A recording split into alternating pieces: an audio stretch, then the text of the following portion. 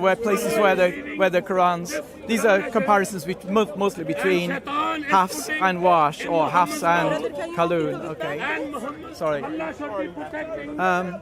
But you're welcome to have a look at some of them. For example, the ones which I was just showing you. See, because Arabic, I'm not. You're not good on Arabic, okay? No, well, neither am I. So all I can do is like say, look at 3, but I know, 1, like 4, 6. I know, like the English, the Egyptian Arabic is different to, let's say, Saudi Arabic. Okay, so here's Surah 3, Ayah 146. Okay, this is the Hafs, what's in the Hafs Arabic of the Hafs version. This is the Arabic of the Kalun and the Wash versions. Okay, now I can, even though I'm not Arabic reader, I can see that there's some slight difference there. In fact, it's highlighted. Yeah, of course. But I'll try and make it bigger for you if I can. Someone who speaks Arabic, what's going on? Sure thing. Let's see whether I can make that so that... No, it's not a problem. I can make it bigger. Just get this bit off the screen. Okay. Yeah, that's perfect. Okay. So in this one, the words there, it's and many a prophet fought. Katala means, that's the verb for they fought. They fought, yeah? Yeah, like fighting. Okay, they fought. So many a prophet fought there. In Kalun and Wash, it says, and many a prophet was killed. The word is kutila, okay? Now, obviously, kutila is similar to katala. Right. Yeah, it's just like different vowel sounds and so on, yeah? Okay? Although it's written differently. But they have different meanings, because in Hafs it means fought, katala means fought, kutila means was killed, okay? And obviously there is a difference between a person being fought or fighting and a person being killed, yeah? So there are different words with different meanings in Qurans, okay? I don't know whether you're familiar with the idea of the Qirat of the Qurans. No. There are 10 Qirat and 20 Ruwayat, okay, of the Quran. But what I'm saying is, you see Arabic versions of the Quran. You see the version, the Arabic version, the Saudi version. That's they promote the Hafs version. Saudi Arabia has been promoting Hafs version since 1985. Okay, that's what 90-something% of Muslims are now using. They're using the Hafs version. That's where it originally came down. In this language, in Arabic, this saying, this way. Yeah, how do you know that this is the right way rather than this one? Because which is the way that is. This is the one which is promoted by Saudi Arabia, but this is the one which they use in, for example, Algeria. In Algeria, in Algeria, this Hafs version is banned from the mosques. You're not allowed to use Hafs version in Algeria, okay? But in Saudi Arabia, for example, they would say you've got to use the Hafs version. You're not allowed to use the Kalun or Wash version in our mosques, yeah? Okay. Yeah? So it shows they realize there's a difference between the Arabic Qurans. I know there's difference in like English, like Egyptian Arabic, Saudi Arabic, yeah, of course, Moroccan Arabic. Yeah. But we would say that the original is what would be what the Prophet came with. Whatever he said, that is the carved in stone. Yeah. And anything other than that is a translation. So this might be considered a translation to this. It's not a translation, no. Because it's not the fluent one that he came with, if that makes any sense. Well, I'd have to get someone that's Arabic. Yeah. Sorry. Well, Muslim scholars would say they both come from what Muhammad spoke. Okay. They would say they're both versions of what Muhammad spoke. Are they pronounced differently as well? This one is Katala, that one is Kutila. So that is obviously just different pronunciation. But we again, I can't talk much on it because my language is Arabic. Same with me. I'm not Arabic either. Yeah. So the only thing I would say is that if Jesus came with the gospel in ancient Aramaic and they translated it to, I don't know if ancient Aramaic and Aramaic is different, isn't it? If I'm not mistaken. Well, Aramaic or Syriac has progressed as the years went on. Yeah, of course, it did change as the years went on. So if it was originally in ancient Aramaic, so Jesus spoke ancient Aramaic, if I'm not mistaken. He spoke the Aramaic of his day. Yeah. Okay, whatever kind of Aramaic was being used in the time of Jesus, that's what he would have spoken normally, like with his family or with his friends and so on. He would have spoken Aramaic. If he was speaking to Romans or to Jews from other parts of the Mediterranean, he would have spoken in Greek. Okay. Well, Jesus spoke Greek languages. Yeah, he would have definitely spoken Greek. Definitely spoke Greek. Okay, as well. Okay, because about 20% of there's evidence that about 20% of Jews who lived in Jerusalem at the time of Jesus had Greek as their first language. Okay, I didn't know that. Yeah. Greek was quite common because It's like English is today. If you go around different countries in the world, Yeah, yeah, different it's people common. come here to London. They all speak English, even they might have come from wherever, Pakistan or Somalia or Brazil or whatever. But they speak English here in England Yeah, because that's a common language. Yeah, Definitely, I agree. And if we're doing trade, we are in trade with somewhere else, China or America, whatever country. We're doing trade with France. We'll often do our trade in English. Yeah. Because that's the kind of common language of trade, commerce. In those days, Greek was like the common language of trade, of commerce, yeah? If you wanted to buy and sell something, you use Greek. Greek, okay, that was the language of the day. Yeah. But what I'm trying to say is if Jesus came with the gospel, which he did, and it was in Aramaic, and then someone translated his speech to the newer version of Aramaic, to go back to the core of the reference or the core of the gospel, we would have to go back to. So there might be a slight translation difference, but the core is still the exact words that Jesus spoke. Right. Okay. That's the root. The Gospels that we have in the Bible. Okay. No, the Gospels we have in the Bible. There are 4 of them. Okay. Matthew, Mark, Luke, John. Yeah. 4 Gospels in the Bible. There are 4 accounts of the life and teaching of Jesus. Yeah. That's correct. Yeah. Yeah. So they are written in Greek. Okay, all 4 of them are written in Greek. Some people think that Matthew's Gospel was also written in Aramaic as well as in Greek. But definitely all the 4 Gospels that we have were written in Greek. Okay, so as I say, some people think Matthew wrote 2 versions, one in Aramaic and one in Greek. But we have the Greek ones in the Bible. Yeah. Okay. But there's one before that though. The Aramaic. There's no before that. Well, they wrote down in Greek what Jesus said. Okay, they wrote down. They were 2 of them were his followers. At least 2 of them were his followers. Yeah. Who? So Matthew was a disciple of Jesus. He was one of the 12 who went round with Jesus. And John, the Apostle John, was also one of the disciples who went round with Jesus. Okay. John the Baptist. No, not John the Baptist. This John the Apostle. John the Apostle, not John the Baptist. I know it's confusing because they're the same name, but that's why I had to say John the Apostle or the Apostle John, yeah? He was one of Jesus' disciples, so he went round with Jesus. He heard what Jesus said, maybe even made notes, because he definitely wrote, he could definitely read and write because he wrote his gospel, yeah? So, yeah. So we had and Luke, for example, says at the beginning of his gospel that he's carefully investigated and got the testimony from the eyewitnesses, okay, from people who went round with Jesus, yeah, like his mother Mary. He obviously used his mother Mary as one of his eyewitnesses. Also the other disciples he used, yeah, to find what did Jesus do and say. So although Luke wasn't one of those 12 disciples, he did use the accounts of those 12 disciples when he wrote his account, yeah. The Gospels were written between 20 and 50 years after the lifetime of Jesus, okay?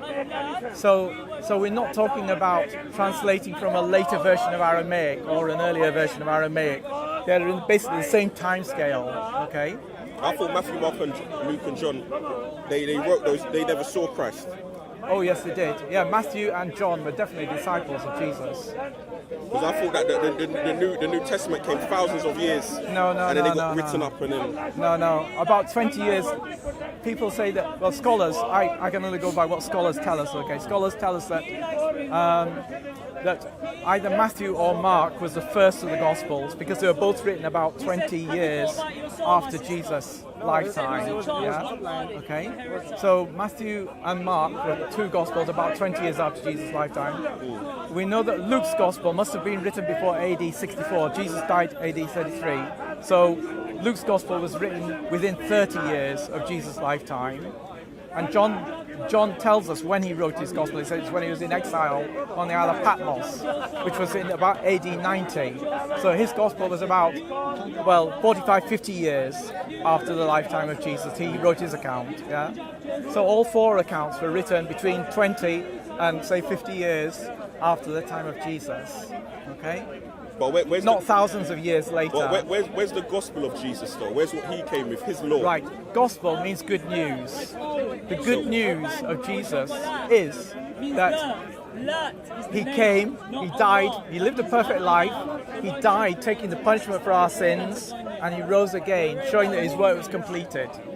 That is the gospel, okay, the good news of Jesus. Where's his book? There is no book of Jesus. Jesus didn't write a book, nor recited a book for other people, okay?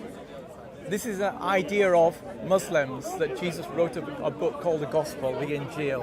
Okay, but the Gospel it wasn't a book that Jesus had revealed to him like Muhammad had the Quran. Okay, Jesus didn't have that kind of gospel revelation in that way. But Jesus spoke, and the words which he spoke are recorded for us as the good news, the gospel of Jesus. Yeah.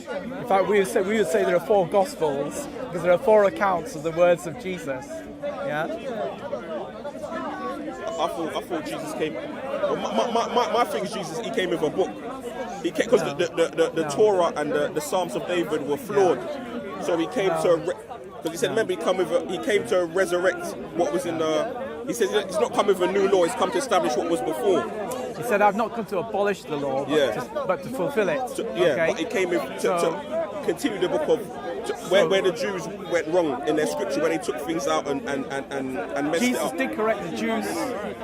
Jesus did correct the common Jewish interpretations of the Torah. You're quite correct, yeah. But he never said that the Torah was corrupted or incorrect in any way. Okay, he accepted the Torah as, scripture, as God's authority. You don't believe that the rabbis at that time fiddled around with the book? No. Because he said that he's come to, from what, I can't remember it verbatim, but he said he's come to... not to abolish the law, but to fulfill it, he said, to clear up he didn't say that. a lot of the stuff that was going on. No, he doesn't say that. Because his rules... Only in the Quran. Only in the Quran are those words again, of Jesus, yeah? What's your name again, sorry? Julian, sorry. Yeah. Zach, yeah? Yeah. From what I understand, Julian, is that the rules and the regulations, what the Jews were following, was corrupted. So he's come to re-establish what is from God, not what was going on in their book that was corrupted. Yeah. So he's come with a new truth, because that truth has been shunned, it's been distorted in some way. No, he didn't do that. He didn't do that. Because their rules were different to his. Yeah, that's right. The rabbis Jewish and Jesus leaders, were in agreement. You're quite right. The Jewish leaders at the time of Jesus had interpretations and additions to the law which Moses had given in the Torah. So they changed it. So they had added and they had changed the interpretation, if you like, the application of the law of Moses. Yeah. So and Jesus did correct that. Jesus did correct the wrong application of the law, and he did, if you like, challenge the additions to the law. Okay, but Jesus never said that the law was corrupted. The law itself was corrupted. No. I know that in the Quran, the Quran does imply that Jesus brought a book which was going to correct the Torah and the Psalms and the books of the other prophets. Yeah, that is in the Quran. But that is not. That's not a Christian belief. Definitely not a Christian belief. It's not historical even. Okay. So that's why I cannot accept it. Yeah. The Torah, we have copies of all the books of the Old Testament, the Jewish scriptures, the Torah, the Psalms, and the books of all the other prophets. Yeah, that we now have in the Bible. What Christians call the Old Testament is the Jewish scriptures. Yeah. So we have copies of all those books except for one book, Esther, from before the time of Jesus. Yeah. I don't know if you ever heard of the Qumran or Dead Sea Scrolls. Yeah, I've heard of the Dead Sea Scrolls, yeah. So they were written between up to 250 years before the time of Jesus, yeah. Do you accept the Dead Sea Scrolls? I accept that they were written at the time before Jesus, yeah. And when we look at those copies of the Bible books that were made at that time, we find that they are the same. Yeah, okay, there are one or two words which are different. There are variants. Can't deny that. There are one or two variants. But for example, in the book of Isaiah, we have many copies of the book of Isaiah in the Dead Sea Scrolls. I think 11 different copies of the book of Isaiah in the Dead Sea Scrolls. Yeah, and in Isaiah chapter 53, which for Christians is a very important chapter of the Bible because it talks about the suffering and the crucifixion of Jesus. In that book, there is only one variant, one word different, one extra word in the original that we do not have in our copies today. Yeah, okay. So we know that the Jews were very good at copying, their scriptures, and they were very careful because they believed that was God's word to them. Yeah, it's like Muslims today wouldn't deliberately go around, changing the Quran Okay, because that's, for Muslims, that is God's authoritative word to them. They would be very careful. That's why they're so careful about making sure they get the correct recitations and all that kind of thing. Yeah. So the same with the Jews at that time. They're very careful about preserving the law as it should be. I don't know, because what Jesus came with and what the rabbis had, they was in contradiction. And I believe that Jesus was sent to correct the errors, but again, you don't believe that. But I believe he was there to correct the errors. But and Jesus tell the Jesus never challenged anything or corrected anything which was in the law. Okay, he challenged the Jewish leaders' interpretations and applications of the law, and some additions as well, because they had added things, which were not actually in the Torah. He challenged those things, but he never said that the Torah or the Psalms or whatever, were corrupted and needed correction. So let me ask you a question, Let me ask you a question. It's so loud here. Yeah. Let me just ask you a question. It's terrible. Shall we move a bit further? Yeah. Let's move a bit further. It's only because trying to, you know what I mean? But what it is that I think there's something in the Bible that says, because I've got an aunt, she's a Seventh-day Adventist, and there's certain foods that she doesn't eat, certain seafoods. And I think in the Old Testament it says that there's certain food you shouldn't eat, like shellfish and crab and all that. Okay. But then I think in the New Testament it says Jesus has like overrid that basically. Yes. I can't remember the exact terminology. Yeah, because Jesus declared all foods clean. Okay. In the Old Testament times, the people of Israel had to distinguish in various ways themselves from the nations around them.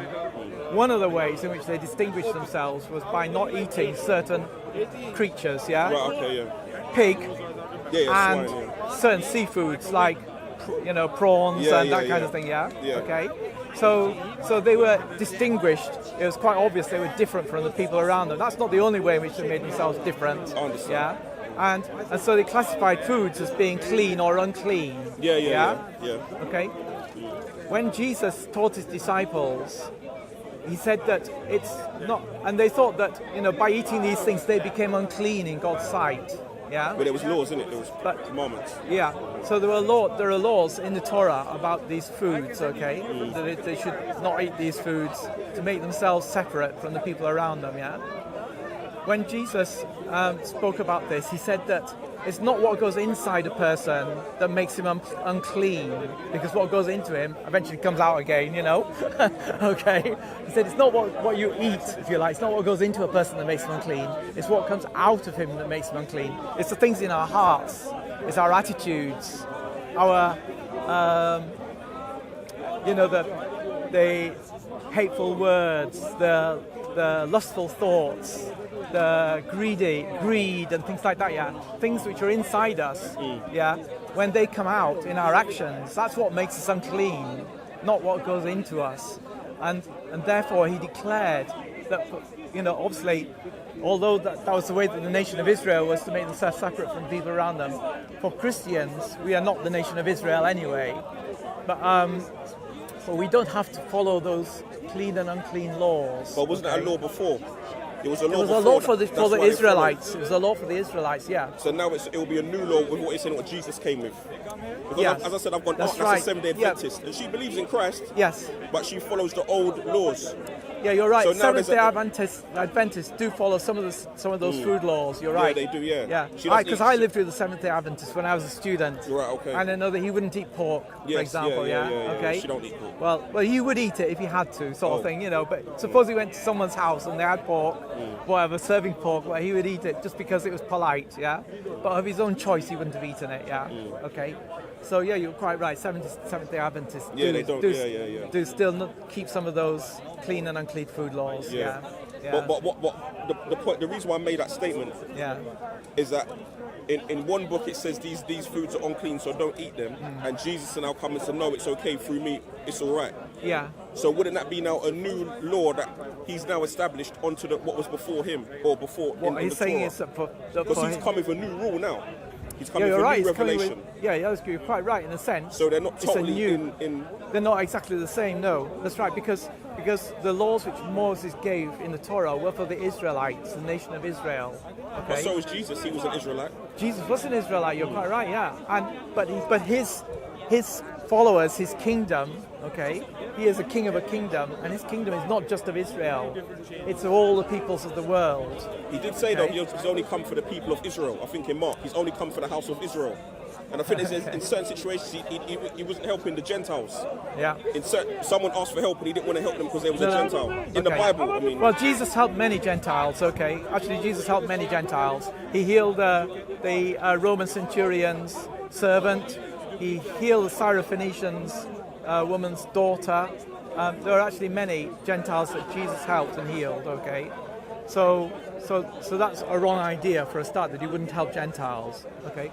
What you're talking about is an incident when Jesus was in Tyre, Sidon, the area of Tyre and Sidon, which was a Gentile area. It's not within Israel, okay?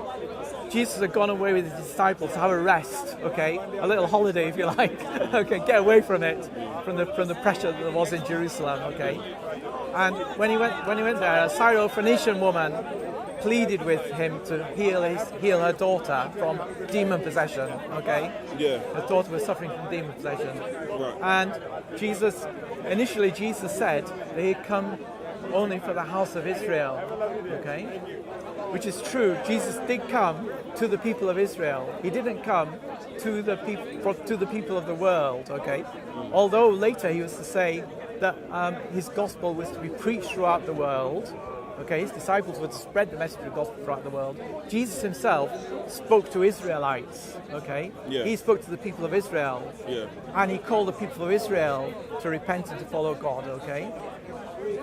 So yes, Jesus did come for the people of Israel. And that was, if you like, his focus. That's what he came for. Yeah, that's correct, yeah. But then the Gentile woman said,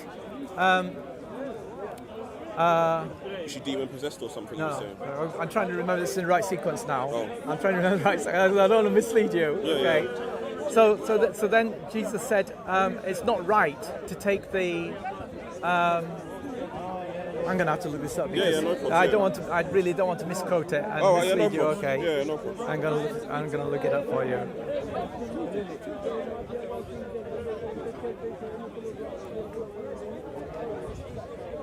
All the money goes to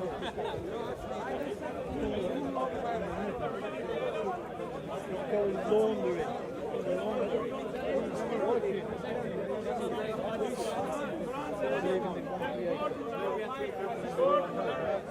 You don't believe it?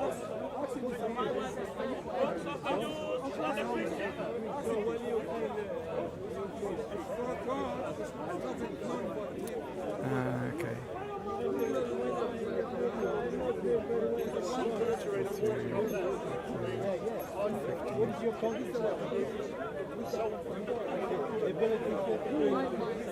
Beautiful world. I've never heard that before, and I'm quite shocked. About what? That they don't believe that Jesus came with his own gospel. I've never heard that. Oh, really? I didn't Right, know. okay. I thought they believed that he came with a book. No, Christians believe that. Like it was a New Testament. Yeah, that's right. We have the New Testament, which is a collection of books. 4 of them are the accounts of Jesus' life and teaching. That's what we call the Gospels. Yeah. I thought, no, There are 27 books in the New Testament, 27 different books, if you like, in the New Testament of the Bible. Yeah. I thought First 4 are the I Gospels. thought he did come with his own book. I thought that was a Christian. I know it's a Muslim belief, but I thought it was a Christian belief also. No. But that somehow got distorted, and Matthew, Mark, Luke, and John, ended up putting what they put in there. You know what I mean?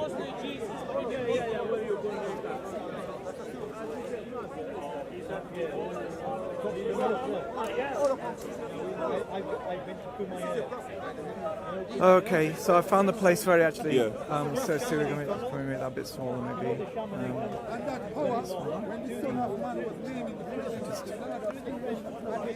Okay.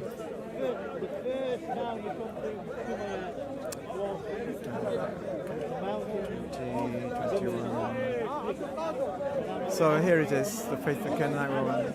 So leaving that place, Jesus withdrew to the region of Tyre and Sidon. A Canaanite woman, so she's not a Jew, she's a Canaanite, she's a Gentile, yeah? From that vicinity came to him, crying out, "Lord, Son of David, have mercy on me. My daughter is demon-possessed and suffering terribly." Jesus did not answer a word. So his disciples came to him and urged him, "Send her away, she keeps crying after us." He answered, I was sent only to the lost sheep of Israel. So Jesus didn't want to heal her at that point, heal her daughter, sorry, at that point, yeah? Okay. He come here to have a rest, not to carry on healing, yeah? He replied, it's not right to take the children's bread and toss it to the dogs, okay? The word there means like a pet dog, like a puppy, yeah, okay? It's not the stray dog's kind of insult word, okay? Yes, it is, Lord, she said. Even the dogs eat the crumbs that fall from their master's table. So she's saying, well, okay, so the idea is, Jesus come to feed the Israelites, and she's saying, well, I know that I'm one of the dogs, but nevertheless, just like dogs eat the crumbs that fall from the table, so I am willing to take whatever you can give to me, yeah? Okay? So Jesus said to her, woman, you have great faith. Your request is granted. And her daughter was healed at that moment. Sorry. Yeah, so loud. Sorry, read that part again. So, yes, it is, Lord. She said, even the dogs eat the crumbs that fall from the master's table. And Jesus said to her, woman, you have great faith. Your request is granted. And her daughter was healed at that moment. Okay. Yeah. So he did heal her daughter, but that wasn't, his purpose in coming to earth was not to go to the Gentiles. It was to go to the people of Israel. Yeah. Okay, I have to do a bit of research. I would want to do a bit more research. I know what you said, but I would want to do a bit more on Matthew, Mark, Luke, and John. Yeah. Because I was under the illusion that Matthew, Mark, Luke, and John never saw Christ, and these were books that they composed of hearing other people's statements, and then put it in the new. That would be true of Luke, for example. That would be true of Luke, that he wasn't one of Jesus' disciples. He used the eyewitness testimony of other people who did know Jesus, yeah. So that is true of Luke. But for Matthew and John, definitely they were two of the 12 disciples. So they had first-hand experience, okay, eyewitness experience, yeah. And Mark, also known as John Mark, he was the associate, yeah, and he wrote down Peter's account, okay? Peter couldn't write Greek very well. We know that because Peter also has two other books in the New Testament. And in both of them, he tells us the name of the secretary who wrote it for him, okay? So he didn't write them himself because he also didn't feel confident to write good Greek. So he used secretary, if you like. He said it, and then the secretary put it in good Greek for him, yeah? Okay. So it's the same with Mark's Gospel. Mark wrote the account of Peter. Peter didn't write it himself. Yeah, but I want to do some research on it. I'm definitely going to check it out. Because I was on the illusion that what you said happened with Mark happened with all of the rest. Because someone said to me that the New Testament came thousands of years after Christ passed away. No. It came many years. No. I know you said 20 to 50 or 20 something to 50 years. I heard it was about thousands of years, and then the New Testament came into the very play. last book of the New Testament was written in AD 95.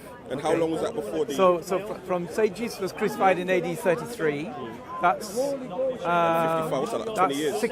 60 years, yeah? 60? Is it? 33 from 95 is... Oh, from 95. 62 years, yeah, okay. So that's the last book which we have in the New Testament, was written in AD 95. And that was the Gospel of Mark? No, that was the Book of Revelation. It's the last one. Oh. Okay, that's in the New Testament. Matthew and Mark were both written in the early AD 50s, so about 20 years after Jesus' death and resurrection. And it was all written down and given to the masses? So they wrote it down and then it was copied, okay? It was copied by people, but they had to write it on a material called papyrus, which is a bit like paper. It's made by bashing reeds together, okay? They took reeds and hammered them together to make a kind of paper. So it's a kind of paper which they wrote on. That's what ordinary people wrote on in those days. Only rich people could afford to write on animal skin, okay, parchment. They wrote on papyrus, and they gave their copies to Christians, to churches, and those churches made multiple copies, gave them to other churches, they made multiple copies, made them to other churches, and so on like that, yeah? And that's how it is that we now have, thousands of manuscripts of New Testament books, okay? So it's like a family tree, if you like. So you start with, say, Mark's Gospel there, one copy, which he originally wrote, but then they made copies from that, and then each of those made copies and so on, yeah? So it's like a family tree. Now, we don't have any of the original copies of the New Testament books, right? Because papyrus usually does not last for more than about 100 years. It decays because it's plant material. It disintegrates eventually, yeah? So we do not have the original copy of, for example, Mark's Gospel. No, no, there's no original. What we have is the copies of the original, okay? Yeah? So now we have about 26,000 manuscripts, that is handwritten copies of New Testament books, yeah, in Greek. Sorry, in Greek it's 5,800, something like that. 26,000 altogether, but 5,800 in Greek, okay? So they are not originals, they are copies of copies. But because we have so many hundreds, even thousands, of copies, we can compare them and we can see, are they the same or are they different, yeah? If there's any difference, we can then work out which is the original version. Because suppose that 99 copies have one word and the 100th copy doesn't have that one word, okay? We say the 99 copies are correct. The one, someone's made a mistake when they copied that one copy that doesn't have the word, yeah? Okay? So that's the science of textual criticism, as it's called, by comparing the manuscripts to be sure what the original text is. Yeah, I want to look into it. It's interesting. It's interesting. Yeah. So the earliest manuscript, the earliest piece of papyrus that we actually have is dated about 125 AD. So that's about 90 years after the lifetime of Jesus. Yeah. But let me ask you another question. Just one question, and I'll be listening. Yeah. How can you guarantee that what those people wrote is completely accurate, bearing in mind you don't know the character of the people? So, for example, you can vouch all day for Jesus, all day, because you believe he's the Messiah. Yeah. But for the people that wrote on his behalf, and how could you guarantee what they said was solid? Well, they're the same people which give us our, moral teaching in the New Testament. They're the people who tell us we must be honest, we mustn't lie, okay? So they wouldn't lie themselves, okay, if they're trying to teach us not to lie, yeah? Also, you've got to bear in mind that many of those people who wrote the account of Jesus' life, or who were his disciples, who testified to it, yeah? Many of them were themselves killed for what they believed, okay? They believed that Jesus died and that he rose again from the dead. And because of that, many of them were killed, okay? They were executed, they were tortured, executed and so on. They wouldn't be willing to do that if they knew that what they were saying was a lie, yeah? I mean, people don't willingly subject themselves to torture and execution for something they know is a lie. Okay. Yeah? It's interesting. Yeah. It's interesting. Okay. Thanks again, Julian. It's always good talking to you. Yeah, what was your name again? Zach. Yeah. I spoke to you ages ago. I don't come Did here you? all the time. Oh, right, okay. I come here, he was with another young guy last time I come in. Yeah. I think it was his first time in Speaker's Corner. A young kid. Not young, he was possibly about mid-20s or something. Yeah. But that was the last time I was there. But Okay. it's interesting, man. Yeah. It's interesting. I don't know whether you ever read any of the Gospels. Obviously not, I think. No, I've read the Bible, not through and through, Right. but yeah. Because, I can give you copies of the Gospels, yeah? And I'd love to do that quite honestly. No, I've got some at home. It's all right, man. Yeah? Honestly, yeah, I've got some Yeah. at home. Right, okay. So these are the four Gospels, Matthew, Mark, Luke and John, Yeah, okay? And, yeah, I just suggest you read them, find out about Jesus, yeah? I'm going to see what's going on. Yeah, Yeah? okay. But yeah. Anyway, Julian, it's Yeah. nice speaking to you though, yeah? Yeah. I'll let you carry on. Yeah. All right then. All right No then. problems. Yeah, and so that was a nice Muslim. Nice in the sense that he was prepared to have a civil conversation. And Talk about it. What is the conclusion? he was Muhammad never went to 7 heaven. He went His main two points of discussion were that first of all he got the idea that Jesus had received a revelation from God, a book. Okay, he thought that Jesus had received the gospel, okay, and written a gospel for us, which is what Christians should be using. Yeah. Now that's an idea that's come from Islam. It's not an idea which we get from the New Testament, from the Bible itself. Yeah. And his second. So I did talk to him quite a long time about the authors of the Gospels and how we know about the life of Jesus and how we know that it's true. The second sort of main point of discussion was about the age of the New Testament books. He was under the impression that the New Testament was thousands of years old. Okay, he didn't realize that the books of the New Testament are written within 65 years at most of the time of Jesus, and some of the gospel accounts are within, and some of the other books in the New Testament are written about 20 years after the time of Jesus. Yeah. So those are the main points of discussion, and I thought it was a good discussion. He was willing to listen. Yeah. How do we know the New Testament is reliable?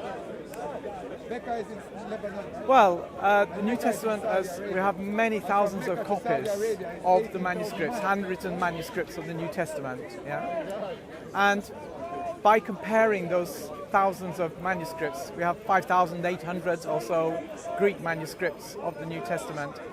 We look at those, we find that they are all almost exactly the same. There are variants between them. We know there are variants, we know there are slight differences of words here and there. But by comparing the thousands of manuscripts that we have in what's called the science of textual criticism, we can be pretty certain what the original text was, even though there may be differences in some places. So we've got manuscripts which shows us that New Testament is reliable. We do have translations of the New Testament which shows us it is reliable. Yes, Can you that's tell right. me- Because the New Testament was written originally in Greek. The books of the New Testament were written in Greek, but we also have the translations, early translations from the early centuries in different languages, in Syriac, in Latin, and Coptic and other languages. Yeah.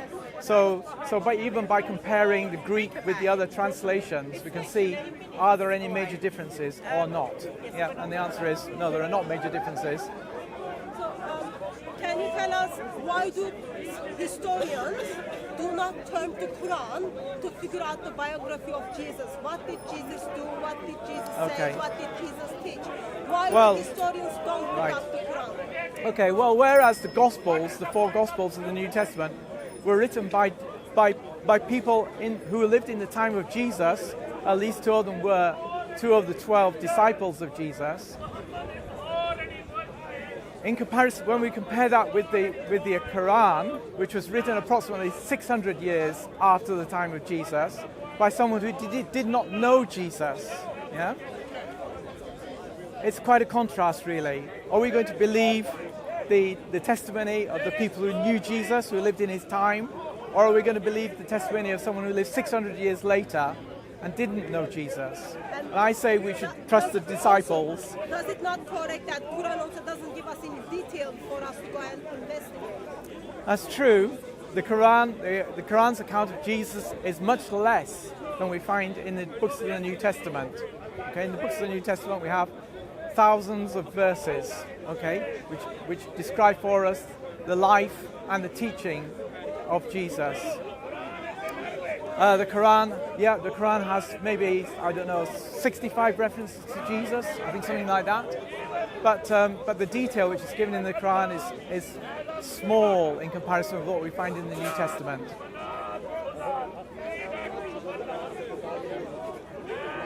So, which would I trust? The New Testament accounts of Jesus or the Quran's account of Jesus? I'm going to trust the New Testament, not the Quran.